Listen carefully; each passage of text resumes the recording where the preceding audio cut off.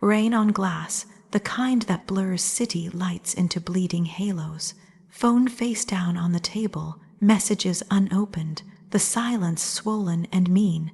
Breath comes shallow, the way it does when truth sits across from it and refuses to blink. The end landed without ceremony, no good, by worthy of the years, only a tired sentence and a door closing like an echo that kept multiplying. Something inside kept lowing like an injured animal, a sound too raw to let out and too heavy to carry. There is a way a room tilts when love breaks, corners sharpen, air thins. Every ordinary object becomes a witness with a small, cruel memory attached. The mug he bought last winter, the sweater borrowed and never returned. Even the window becomes a screen where the past plays on loop. The early mornings, the soft jokes, the way laughter used to lift the ceiling. Hands try to clean the wreckage with busy movements, fold the blanket, stack the books, straighten the frame. But nothing obeyed because nothing was really about order. Everything was about gravity, about weight, about how the body learns a new heaviness when the person who taught lightness lets go. A knock came like a question already answered. He didn't wait for an invitation. Friends know when permission is redundant. He stepped inside carrying quiet the way other people carry flowers.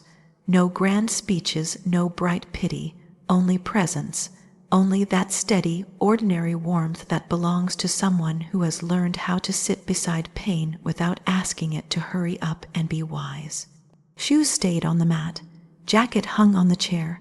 The distance between the doorway and the couch looked like a bridge over a river that kept rising, yet he crossed it without theatrics. A small bag rustled, tea appeared, the good kind, the one saved for guests who mattered. Water sang in the kettle, a simple human sound, and the room loosened its jaw. When the cup arrived, hands curled around it as if around a small animal rescued from a storm. Heat was an argument against despair, and for a moment despair listened. He asked nothing, not the practical questions people brandish when they don't know how to be still, not the forensic questions that make a heart relive the wreck in slow motion, only a soft here, and a blanket lifted and draped with the care of someone who has carried fragile things before. The world kept happening outside. The buses groaned, a siren flared, the building's pipes clanked their old song. But in that square of lamplight, time made a new shape. Tears have their own gravity. They arrive long before permission. One escaped, then another, and suddenly the shoreline dissolved. The face that had been trained to be brave, to be fine, to be later, surrendered to the honest collapse happening inside. Shoulders shook. Chest burned. That specific kind of grief, half shame, half need, poured through, a river finally knocking the dam down. A palm appeared at the back of the neck, warm, steady, no pressure to perform a lesson. A second hand anchored the shoulder. The body, so used to flinching, didn't flinch. Words were tried and abandoned. They kept crumbling. How do you narrate the disappearance of an entire future? How to point to a space and say, here was a house with laughter, now there's wind. He didn't ask for a map. He didn't ask for a moral. He invited breathing, in for 4, hold, out for 6, again, like teaching a storm to count. The breath caught on the wreckage and then, gradually, cleared a small path through it. When the first wave quieted, the room looked different, as if grief had scrubbed it with its own salt. Eyes met his. This close, the details came into ruthless focus. The small scar near the eyebrow from a childhood fall, the quiet gold flecks in the brown, the soft worry at the edges turned into gentleness when he noticed the shaking. There was no hunger in his gaze, no calculated tenderness, only recognition, the kind that says, I see it, every raw edge, every broken hinge, and nothing in me wants to turn away. He moved the way patience moves. Thumb traced a line along the temple, not claiming, not convincing, just locating. Then came that moment, the one that rearranged the air.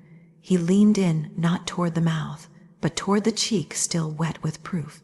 Lips met tears with reverence so careful It felt like a vow, no rush, no bargaining with timing, a kiss that didn't ask for anything back, a kiss that testified, pain has been witnessed, pain is not alone in this room.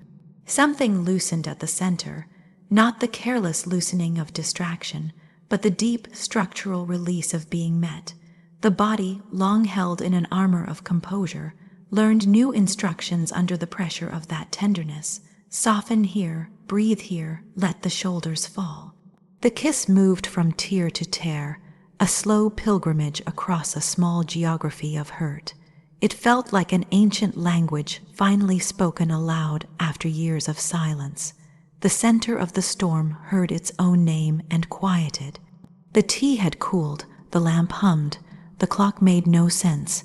Maybe an hour had passed, maybe 3. He stayed at that same nearness, never rushing the path to the obvious destination, never asking for the narrative to hurry toward redemptive architecture. Laughter tried to slip in and was given a seat. A crooked smile was offered a blanket. He made room for everything, the ache and the relief, the anger that sparked and then went out like a match in the rain.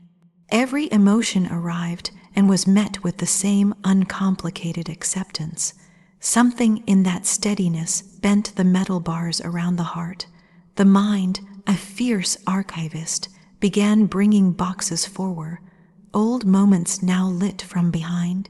The time he waited outside the clinic when the test result could have tilted life. The way he texted at dawn before flights, drink water, wear the soft scarf. The sidelong glances at parties that said, you're safe here, the world can be loud, we'll make our own volume. All this hiding in plain sight, while attention was busy elsewhere, while love was spent on the idea of love somewhere more dramatic. It felt like discovering a secret room in a familiar house, a door that had always been there, mistaken for the wall. Another wave of tears rose, gentler this time, almost grateful. He kissed them again, not to stop them, but to say, go on. The tenderness was not fragile, it had the strength of something rooted. Hands found hands, fingers interlaced with that not accidental exactness that makes the body understand itself. The quiet between breaths ripened, holding a charge that wasn't about performance or conquest. It was about attention, about care that listened at the speed of trust. Outside, the rain softened to a hush. In that hush, the possibility of a new life began to take a breath. Not a life that denied what had been lost, a life that honored it by refusing to pretend. He asked if food was needed. He asked if rest would help. Nods answered, simple and earnest, the smallest rituals of care.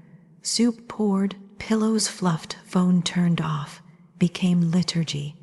Being tended to without transaction opened a door in the nervous system that had been closed with 1,000 locks. When sleep finally came, it wasn't an escape. It was a surrender to safety. He stayed. Not hovering, not heroic, just there. The way a lighthouse is there for the coastline rather than for the ships. Between dreams, awareness floated to the surface long enough to feel the weight of a blanket being adjusted, a whisper of the room being made softer, the gravity of his presence holding everything in a kinder order. Morning found 2 mugs steaming and a small plate of toast cut diagonally, the way comfort requests it. The world outside had not changed, but the world inside had shifted by a degree that would change the weather over time. The phone still held the final message thread. The sweater still rested on the chair like a question mark. Yet a new sentence was being written from the inside out, quiet and unwavering. Love that sees is stronger than love that performs.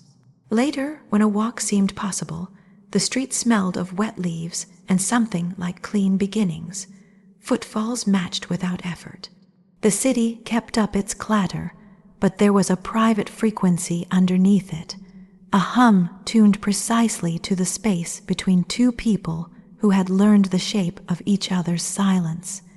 He didn't reach for the obvious first. He didn't make a claim. He kept to the pace of what was true. At the riverside, water muscled past stones, relentless and forgiving at once. The surface shimmered with sun that had just remembered how. He looked over with that same unguarded softness and waited, not for permission, but for alignment. The wind lifted a strand of hair that had stuck to a drying cheek. His hand tucked it back behind an ear with a care that made the future briefly visible. Kitchens with low music, long drives without destination, arguments that ended with listening, seasons measured by the same pair of boots waiting near the door. The moment of breaking had not closed a life, it had opened a threshold. Underneath the grief, a truer architecture had been built quietly, plank, by companionship that asked for nothing and kept giving. Kissing tears first wasn't innocence, it was wisdom. It said, "This isn't about winning.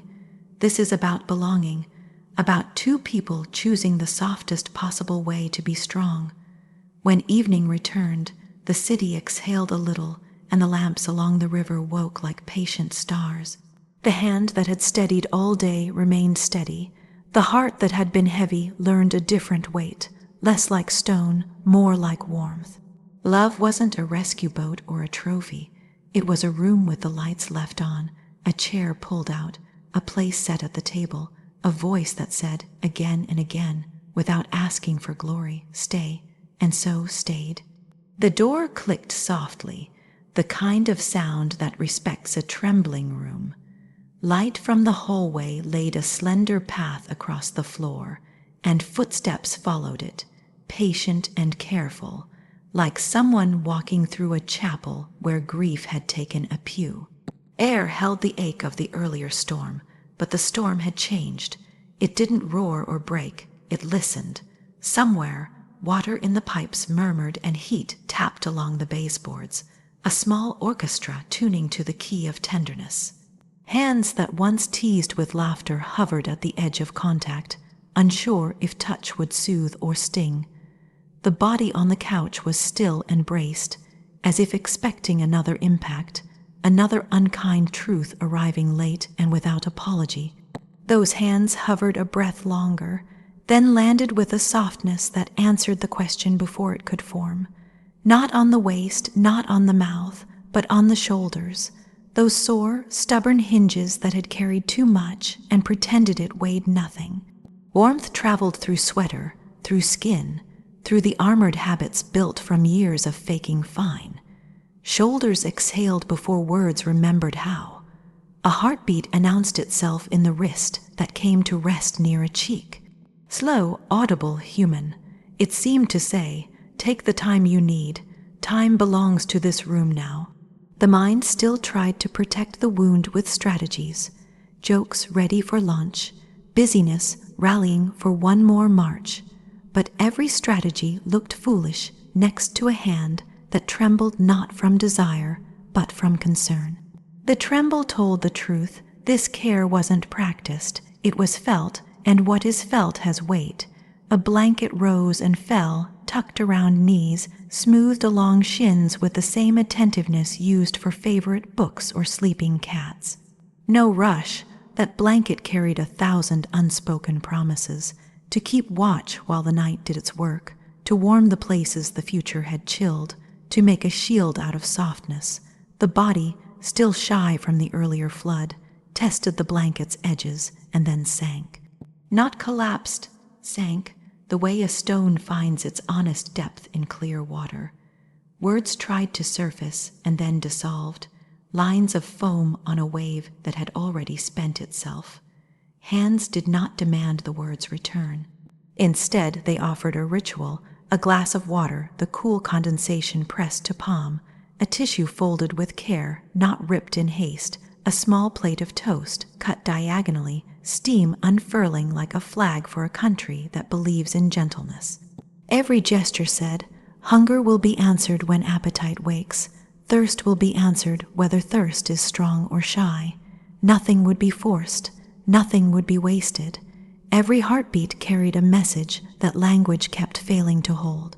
The message arrived in small deliveries, the thumb that traced a slow, steady path along a tense tendon, the careful circle at the base of the skull where headaches collect like coins in a jar, the stillness between breaths where a new rhythm might grow roots. Laughter once lived in these hands, easy and loud, the kind that poked fun and flicked towels and turned rooms into playgrounds. That same history flickered at the edges, the memory of jokes told with wicked timing, the softness that followed the punchline. But tonight the joke stayed asleep and the softness woke. Joking can survive most things. Tenderness is what builds. A couch cushion dipped as weight joined, close but not crowding. The body on the couch moved an inch, then another, inching toward the harbor of a familiar silhouette. As closeness settled, the old map of this friendship rose like a coastline from fog. The shared cups of coffee, the shoulder nudges at crosswalks, the unsent messages that somehow didn't need sending because understanding lived ahead of explanation. That map had always been there, but previous weather kept it covered. Now the fog drew back, and the shore showed itself, solid and near. Breathing, once ragged, began to find a rhythm that didn't hurt. Inhale counted quietly, exhale stretched longer, a satin ribbon pulled smooth. Fingers found fingers, not in hunger, not as a prelude, but as an anchor. The interlace fit with that mysterious accuracy that sometimes happens with objects designed apart but made to belong. The fit brought a hush of relief. Relief like a late train finally arriving, like rain after a season of ash, like the first cool night after heat that wouldn't let a body sleep. Outside, a car door thudded, distant. A dog barked, bored with its own chorus.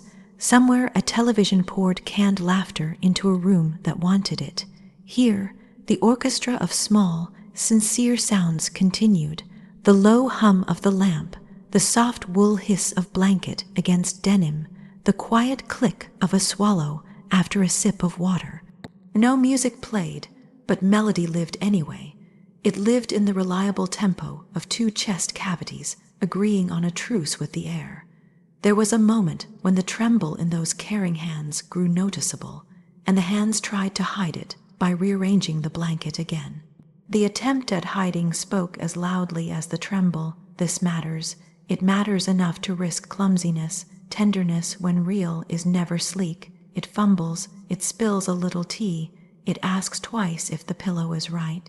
It stays after the door has closed and checks the locks, and then checks them again because safety is more important than style.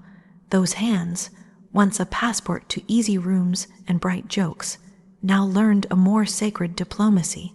They negotiated with sorrow until sorrow agreed to sit and eat something. Faces turned toward each other in the dim.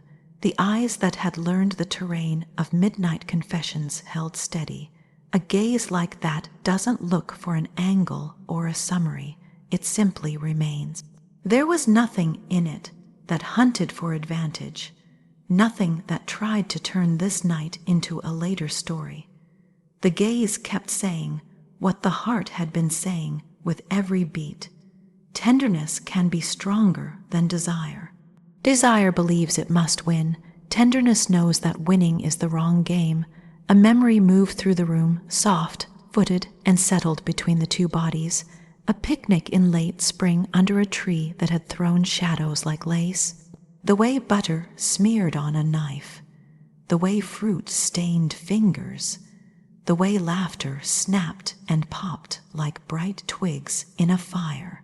Touch had been playful then, a language of elbow bumps and shoulder presses, and the occasional staged wrestling match that ended because someone couldn't stop giggling.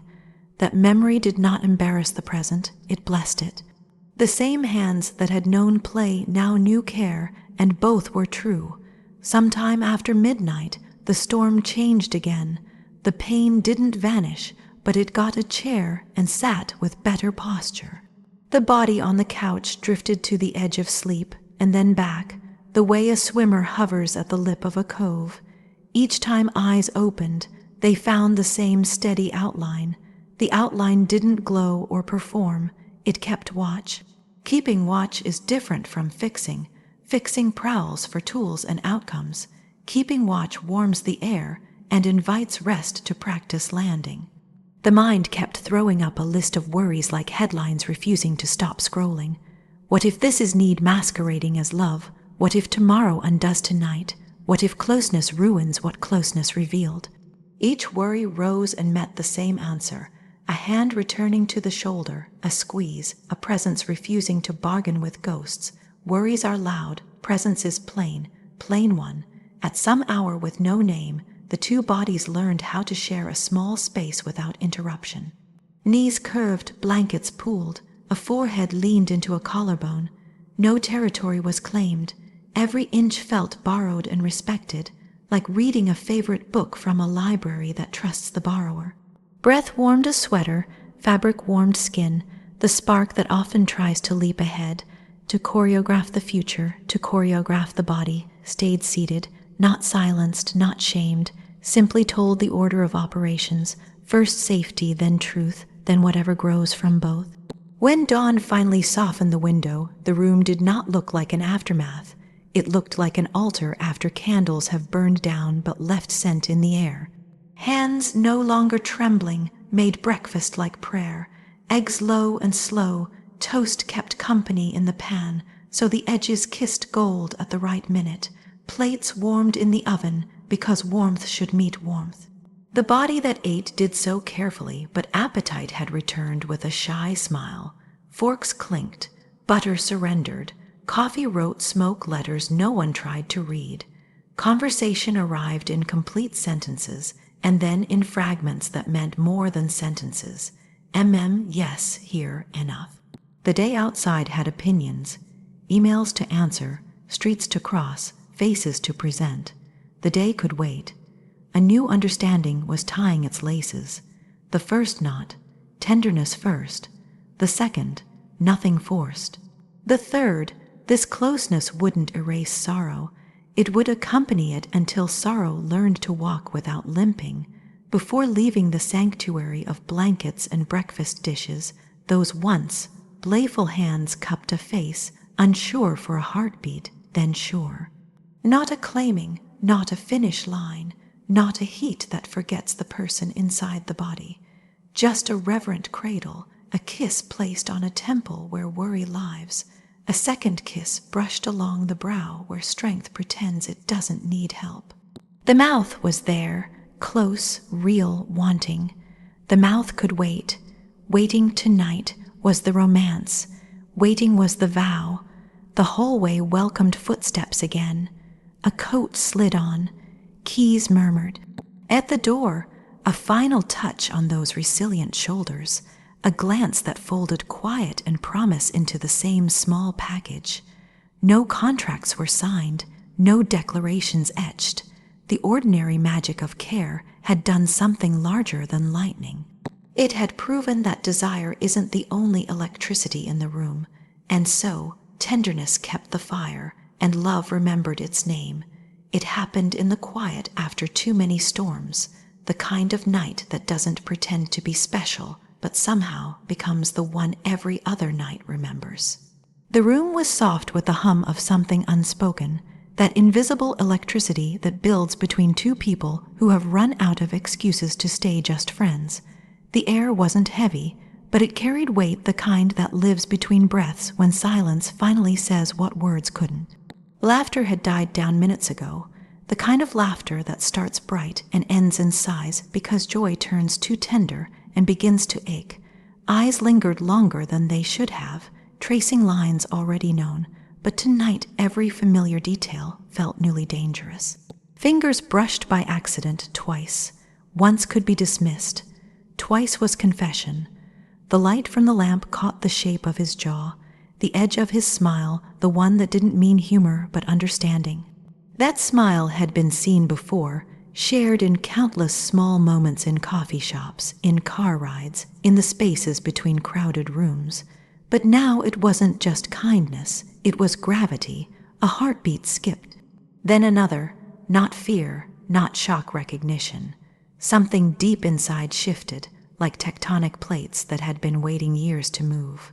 The world outside blurred, the ticking clock lost rhythm, and time folded in on itself. The moment stopped belonging to hours or minutes. It belonged only to breathe. Tears came before reason. Not sadness, not regret, just the strange ache that love brings when it realizes it has been hiding in plain sight. His hand moved before his mind did, a reflex of care, a movement practiced over years of small rescues, brushing hair away, offering comfort, protecting without asking to be thanked. Fingers traced the edge of a tear that refused to fall. Then warmth, soft, deliberate lips finding the tear, not to erase it, but to honor it. The kiss was not an act, it was recognition.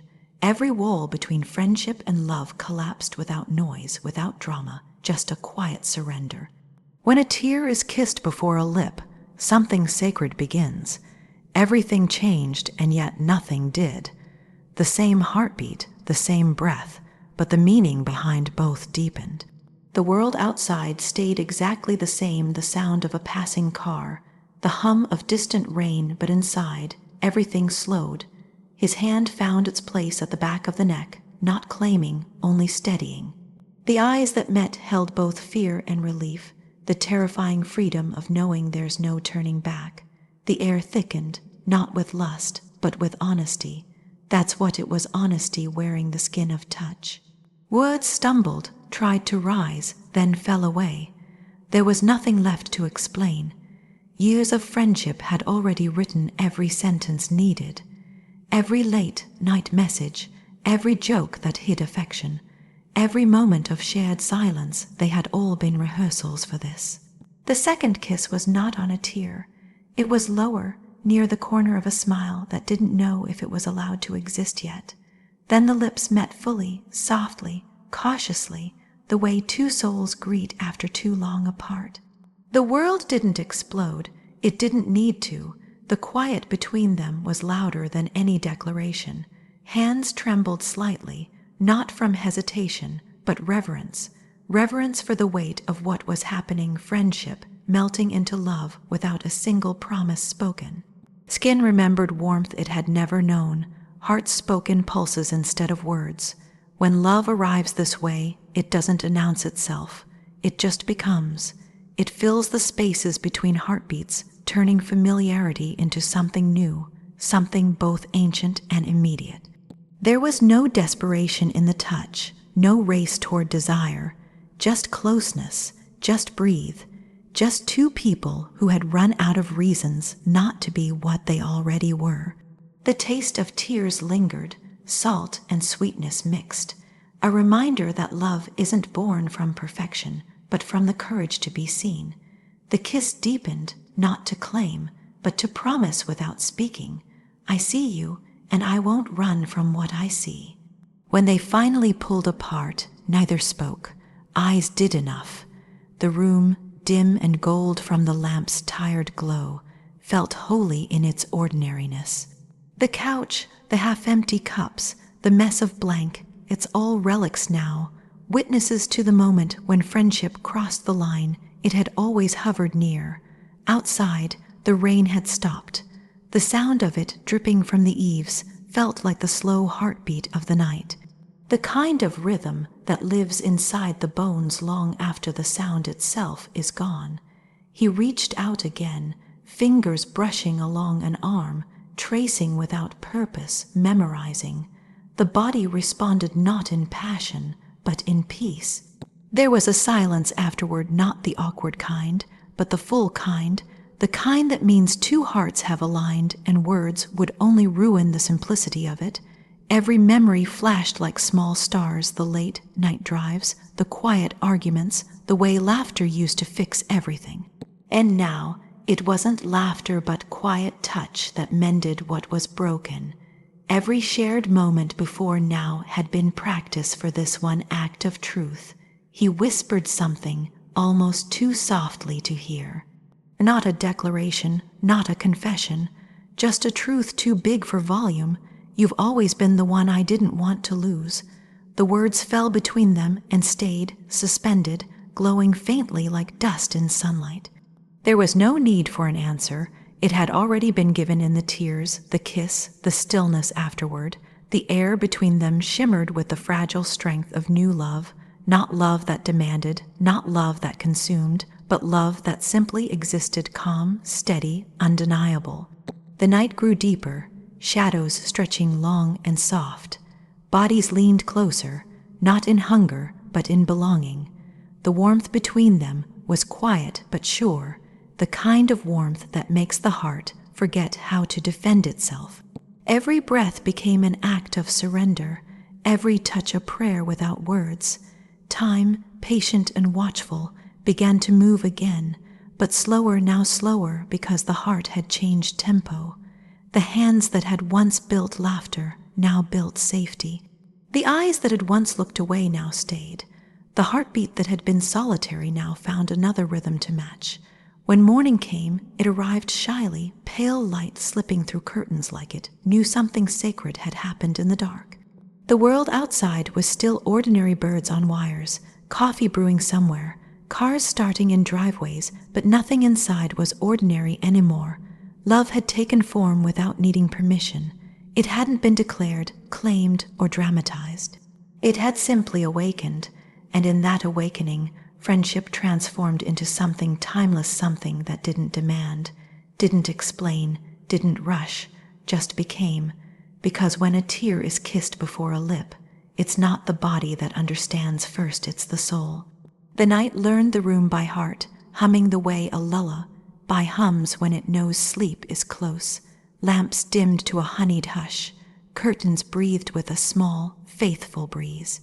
The city kept its distance, a soft rumble beyond the glass, respectful of what was unspooling here. Slow, careful, inevitable, nothing rushed. Bodies listened. They listened the way the ocean listens to the moon, the way hands listen to a fragile cup, the way breath listens when it wants to do right by the heart. Familiarity had always been the bridge, but tonight the bridge became a threshold. The same worn couch, the same chipped mug, the same sweater thrown over the same chair, ordinary reliquaries made sacred by patience. Laughter had walked ahead and left the door open. Grief had walked through and set down its bags. Tenderness arrived last, closing the door with a quiet click, turning the bolt of safety. The room exhaled. Fingers found the edge of a sleeve and smoothed it like a page before reading. Skin recognized skin without the shock of firsts. Recognition lived deeper, in the careful weight of a palm settling at the small of a back, in the gentle gravity of a chin resting where shoulder becomes neck. Everything that touched did so, as if it had been waiting for the invitation for years. Even the air seemed to pause and lean in, curious and kind. There is a temperature love takes when trust stands next to it. Not fever, not chill, something like warmth with direction. It slid along nerves and unclenched what had been clenched since childhood, since yesterday, since an hour ago when fear rehearsed all the ways it could go wrong. Fear quieted under steady hands that asked nothing except truth. Truth nodded, pulled up a chair and stayed. Eyes became a conversation, that old soft smile, the one that had always said, "I'm here," without needing language, rose like a tide. The gaze did the work of 1,000 vows and none of the noise. It promised without performance, to keep the room gentle, to keep the pace human, to keep the night honest. Lips were near, yes, but nearness wasn't the point. Attention was. Attention turned every inch of skin into a lit path. The body understood the respect first, then the heat inside the respect. Trust dressed in heat, there it was. Not a costume, a true pairing. Heat that didn't burn, trust that didn't cool. A kiss landed where worry lives, along the temple, as if blessing the restless mind. Another at the cheek, where tears had dried earlier and left the faintest salt.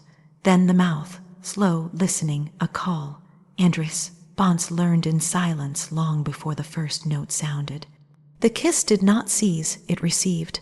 Breath answered breath. The quiet between each meeting ripened into meaning. No one hurried the meaning, the night approved. Hands traveled the way prayers travel, reverent, present, unafraid to linger but unwilling to trespass. A palm mapped the lines of a forearm, reading the story written there in small, raised letters, scars of work, lines of laughter, thin places where the world had pressed too hard. Fingers memorized the notch of a shoulder, the slope of a rib, the valley where heartbeat thrums loudest.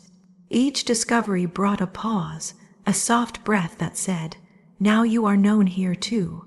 Closeness shifted from side by side to something more woven. Knees touched, then settled. A leg draped, then listened for comfort before it stayed. Bodies adjusted in micro movements, little negotiations you can only hear when desire stops trying to be impressive and starts trying to be kind. The blanket slid, then was gathered, then was shared, and the sharing turned the blanket into a small country with generous borders. Heat gathered the way dawn gathers along the horizon. Steady, patient, unstoppable without threatening to blind. The room did not tilt into urgency. Instead, the pace became a vow. The vow said, "There is enough time." Enough time to understand what this tenderness wants to become. Enough time to let the past finish speaking so the future doesn't have to shout. Enough time to breathe all the way to the bottom of the lungs and back again. Every sense cooperated. The smell of rain drifted in from the window, green and mineral. The taste of peppermint from tea lingered at the edges of a kiss. The sound of breath found its own percussion, a steady drum under a melody of sighs. Touch did what touch does when it trusts itself. It clarified. No confusion, no guessing games. Just the yes of skin meeting skin under a sky that had finally learned to be kind. Clothes became a conversation too, not a battle. Buttons unfastened with respect. A sweater peeled away like a cloud leaving a hill. Each layer moved aside with the same attention given to the person inside the fabric. No hurry. There is a way tenderness undresses. It never forgets that it is still holding a life. Goosebumps rose and disappeared like small waves. A laugh escaped, then softened into a hush at the first new press of warmth against warmth. Nothing about this felt borrowed or staged. The moment wore its own face and asked for nothing but honesty. Touch deepened, not harder, truer. The attention that had built itself across years of friendship refined into a single, bright blade that cut through doubt. Heat gathered where trust had already laid the rails. The rails held. Movement answered movement. When a hand paused to ask, the answering hand guided. They hear, spoken without sound. The body has a language that only reveals itself when it is certain it will be heard. Tonight it spoke fluently. Time moved like honey. Slow, golden, patient. The clock forgot numbers and took up breathing. Every second lengthened through the mercy of not needing to be more than itself. Desire, often a wild horse, settled its head against an open palm and let the halter fall. What wanted to leap instead learned to lean. Leaning drew heat closer and made it brighter without burning it out. The sweetness of restraint was not denial. It was mastery, the art of knowing that taking time is also a way of giving. Curiosity became devotion. Lips explored the geography of shoulder and sternum, and the delicate hinge where arm becomes chest, returning to favorite places like pilgrims to wells. Hands kept finding new truths, here a gasp like a bell, here a quiet that meant keep going but softer. The room recalibrated to each small revelation. If breath hitched, the pace changed. If a shiver hummed along the spine, a pause held it until the hum turned into a note the whole body could sing. Nothing was background. Everything mattered. Outside, the city surrendered to a later rhythm. Fewer cars, deeper dark, a kind of civic sleep. Inside, awareness sharpened. The mind, which loves to narrate, lost interest in commentary and let sensation speak. History loosened its grip. Prophecy sat down and stopped making lists. Only now remained, and now had room enough for two. The line between friendship and love, previously a border with guards and paperwork, dissolved into open land. No one crossed it. It faded under their feet. What began as comfort matured into belonging, and belonging chose a body. Passion arrived as a citizen of that belonging, carrying trust like a passport. It did not crash through the gates. It knocked, and knocking sounded like a yes that was both question and answer. Laughter returned, low and breathy, not as defense but as delight. That laugh, the private one reserved for this one person, curled in the air and kissed the ceiling. It changed the architecture of the room, raising it a little, giving more sky for the moment to expand into. The night responded by loosening another knot in the heart's rope. The heart, grateful, let itself be led. Closer still, closer, but always listening. A hand at the back, a hand at the hip, a knee nudging a knee until everything arranged into something that felt inevitable and entirely chosen. The hush before the deeper hush. The inhale that knows the exhale will be different on the other side. The body, reluctant to trust for so long, trusted, the trust made heat holy, and then the surrender, quiet as snowfall, certain as tide. Not a giving up, a giving in. Not a losing of self, a finding. Locomotion thinned into motion, motion thinned into stillness, stillness opened into a vastness where the small light in the center of everything grew large enough to see by. Eyes closed to look better, hands steadied to feel more, breath braided and held. After, the room did not return to what it had been. It kept the new music, a soft chorus thrumming in the walls. The city began again outside, a siren somewhere, a taxi sigh, but the inside world had been tuned. Warmth settled like a blanket thrown by a benevolent night. The hum that had announced the beginning changed key and blessed the quiet. Two bodies rested as if they had been working for years toward the right to rest in this exact arrangement. Nothing posed, nothing performed. Forehead against jaw, hand over heart, knees folded, feet tangled with the ease of objects that finally belong where they are placed. A single sentence lived in the shared silence, bright and uncomplicated. This is safe. The moon took attendance through a seam in the curtain, found two shapes and marked them present. Time, shy again, put its numbers back on and resumed. Morning waited at the horizon with patience learned from the night. And so surrendered. If this story touched your heart, let it stay.